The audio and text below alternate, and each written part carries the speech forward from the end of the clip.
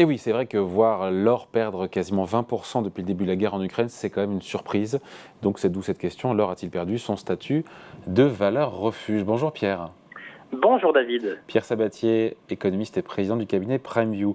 On a des marchés qui sont hyper nerveux en cette rentrée. On l'a tous vu encore aujourd'hui dans le rouge sur les marchés financiers. On a cette récession qui menace. On voit bien que la fin de la guerre en Ukraine, c'est pas pour demain. Et donc on pourrait imaginer que l'or jaune enfonce et vole de record en record et retourne comme à $2000, comme il l'était d'ailleurs au début de l'invasion russe. Il n'en est rien. Au contraire, on est sur un bear market. 20% de baisse depuis ces points hauts. On est à $1600 et des brouettes sur l'once d'or. Qu'est-ce qui se passe là? Alors je crois que le bonheur est relatif. Il ne faut pas rêver quand même. Quand vous dites statut de valeur refuge, vous savez, quand vous avez besoin d'un refuge, c'est que soit vous êtes en guerre, soit en gros que les nuages sont extrêmement sombres et menaçants. Dans ces conditions-là, déjà, il faut remettre un peu l'église au milieu du village. Voir un actif monter, c'est extrêmement rare. Donc en fait, il faut En général, quand tout le monde a peur, tout le monde se réfugie et achète de l'or. On ne le voit pas là. Oui, mais là en l'occurrence, vous êtes face à un monde dans lequel on est face à une restriction de la liquidité mondiale. Pour deux raisons. Un, vous l'avez évoqué, le risque récessionniste. Quand il y a de la récession, il y a moins de croissance. Il y a moins de croissance, il y a moins de génération d'épargne. Donc déjà, naturellement, nos économies sont en train de moins générer d'épargne qui se déversaient jusqu'à maintenant sur les marchés financiers. Donc au final, les actifs financiers, ça se partage l'épargne à disposition. Ça, c'est le premier point, le plus structurel étant d'ailleurs. Et dans un second temps, tout le surplus de liquidité injecté jusqu'à maintenant par les banques centrales, il n'y en a plus.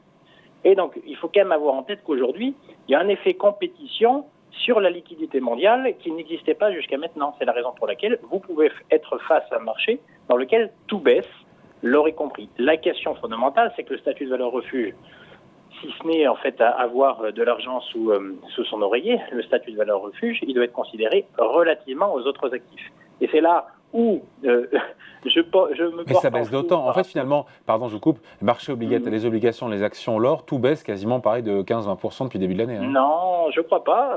Pour une raison toute simple, vous regardez depuis le début de l'année. Non, l'or baisse un peu moins. C'est vrai que l'or baisse un peu moins. Au 30 décembre, on est à peu près à moins 10, contre moins 15, moins 16 pour les obligations et moins 20 pour les actions européennes. Ça baisse, mais ça baisse moins.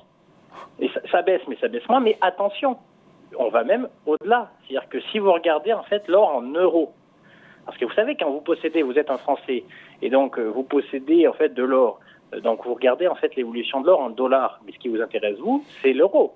Puisque si vous êtes susceptible de le transformer, eh bien c'est ce que vous allez obtenir en euros qui vous intéresse. Est-ce que vous savez aujourd'hui à combien est le niveau du cours de l'or en euros depuis le début de l'année? Dans le vert? Plus 7%.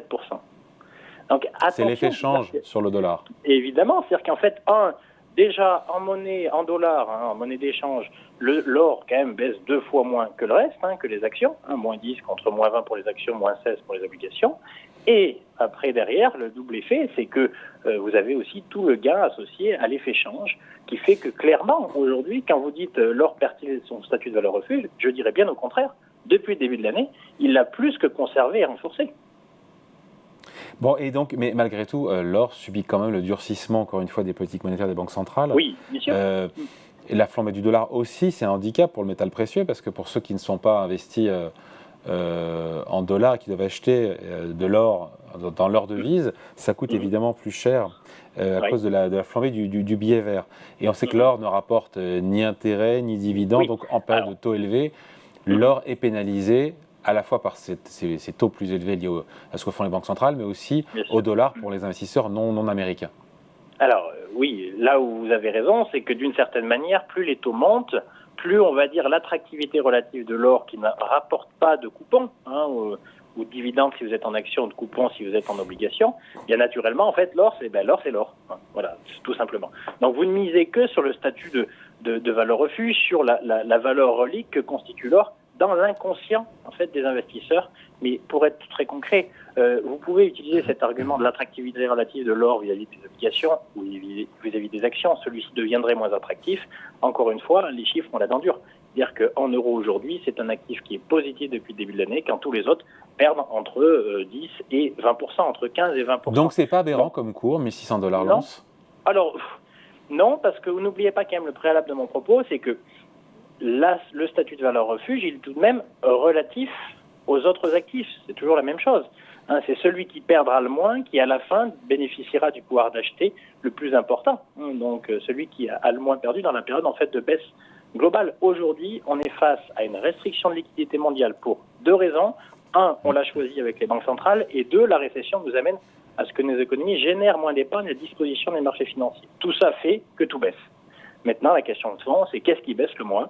Et je crois que dans cette période d'incertitude où les nuages sont quand même extrêmement sombres et comme vous l'évoquez jusqu'à maintenant, on a assez peu de visibilité sur ce qui va se passer d'ici, ne serait-ce que la fin d'année, et encore plus l'hiver prochain. Le statut de valeur refuge n'est pas, selon nous, remis en question, en fait, aujourd'hui, même à 1630 $ l'once. Ce qui pourrait en tout cas soutenir, on finit là-dessus, le cours de l'or, ça serait que les banques centrales cessent de remonter leur taux d'intérêt, mais ça ne sera pas avant de quelque part fin 2023, on se dit, hein. Sauf s'il y a une récession évidemment plus violente que ce qu'on imagine. Oui, vous avez compris que mon point de vue est assez différent de votre préambule, à savoir que pour nous, le 1630 $ n'est pas une chute brutale, c'est moins que les autres, et dans ces conditions-là, je ne suis même pas sûr que le fait que les banques centrales s'arrêtent d'augmenter leurs taux contribue véritablement à redonner encore un peu plus d'attractivité à l'or, alors qu'il en conserve encore, je le répète, depuis le début d'année. Allez, merci beaucoup. Point de vue signé Pierre Sabatier, économiste et président du cabinet PrimeView. Merci Pierre. Merci David, Salut. à bientôt. Ciao.